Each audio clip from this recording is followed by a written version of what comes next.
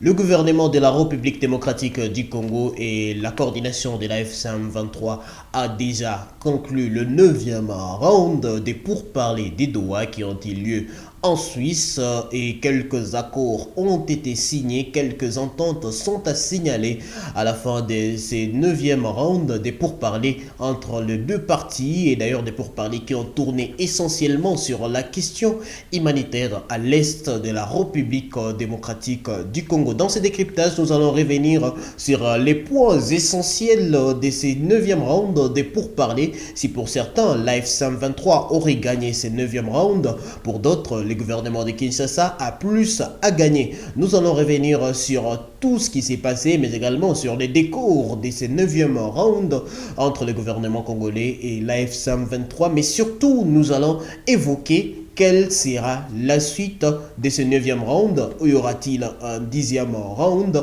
ou est-ce la fin des discussions entre le gouvernement congolais et la FCM23 et comment les accords qui ont été signés vont-ils avoir des effets sur le terrain? Avant de commencer, pensez déjà à vous abonner et activer la cloche de notification sur toutes les plateformes d'Ego FM pour ne plus jamais manquer nos actualités au quotidien. Les décryptages du séjour, c'est parti.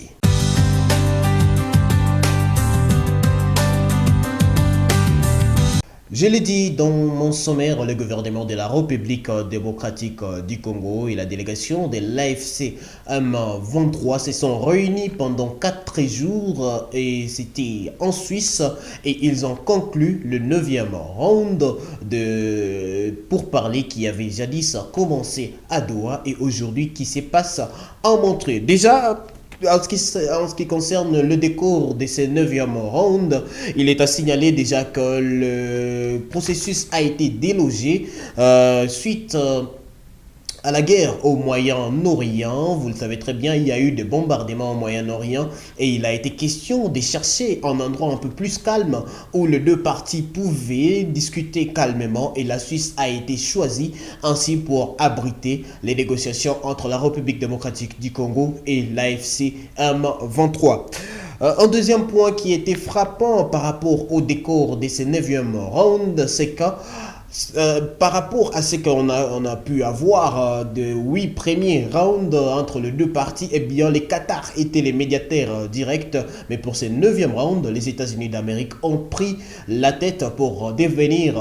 médiateurs directs de ces pourparlers entre la République démocratique du Congo et l'AFC M23. Beaucoup de questions ont été posées. Est-ce que les Qatar auraient échoué sa mission? Parce que les Qatar, je le signale très bien, ont participé à ces pourparlers, mais en visioconférence et non en présentiel. Ça veut dire que les États-Unis d'Amérique ont déjà pris la commande des négociations. Et contrairement à ce que tout le monde était en train de voir sur les réseaux sociaux, soi-disant que le gouvernement congolais ne faisait plus confiance aux médiateurs qataris et qu'il faisait plus confiance aux médiateurs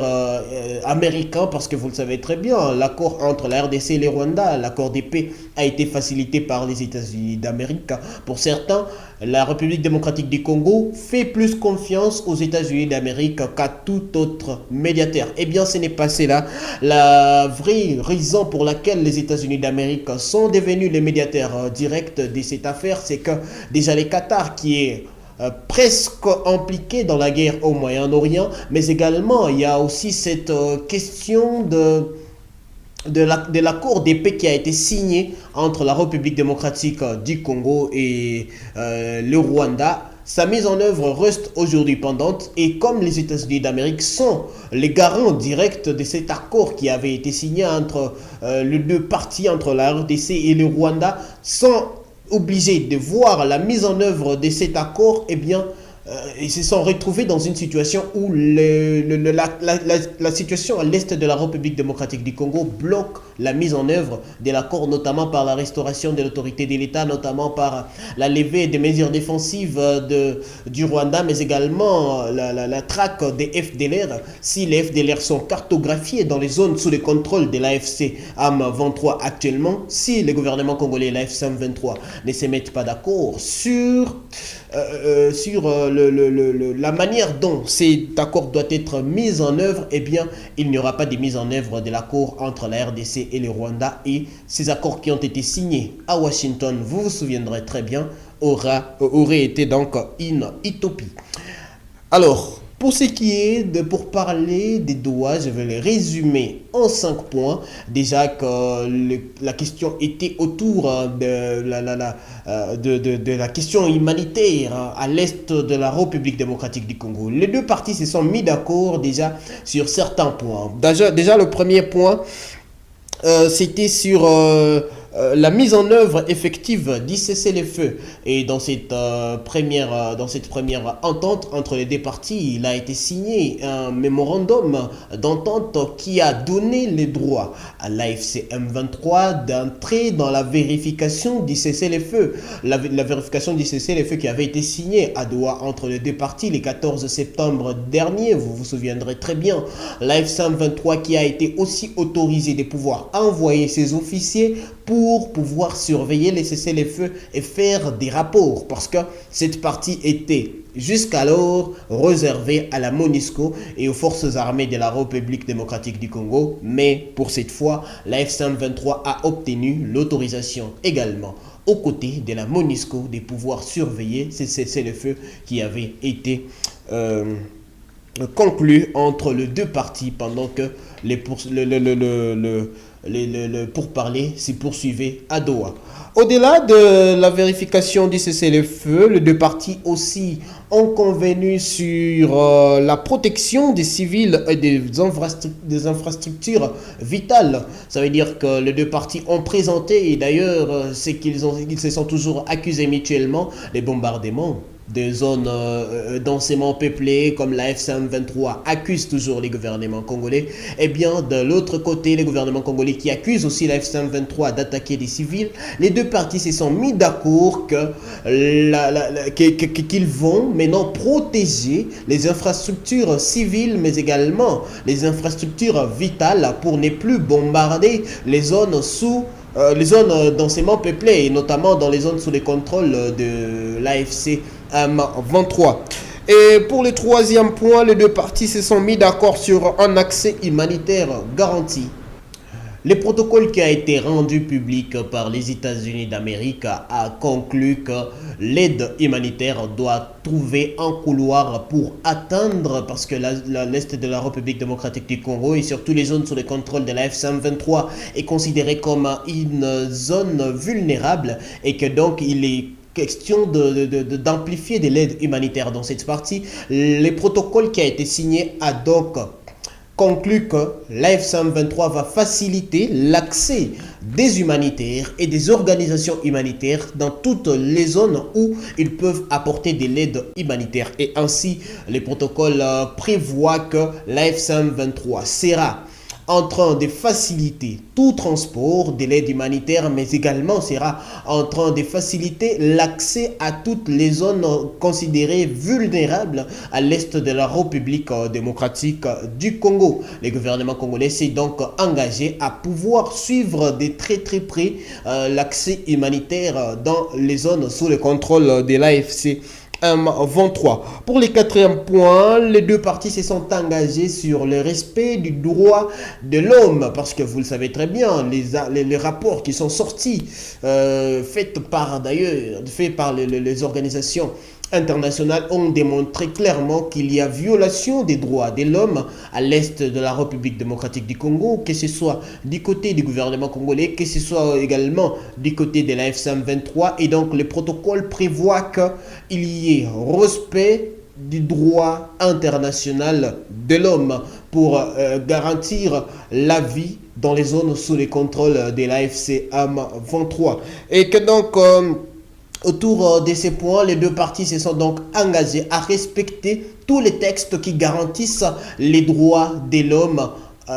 au niveau international et au niveau de la République démocratique du Congo.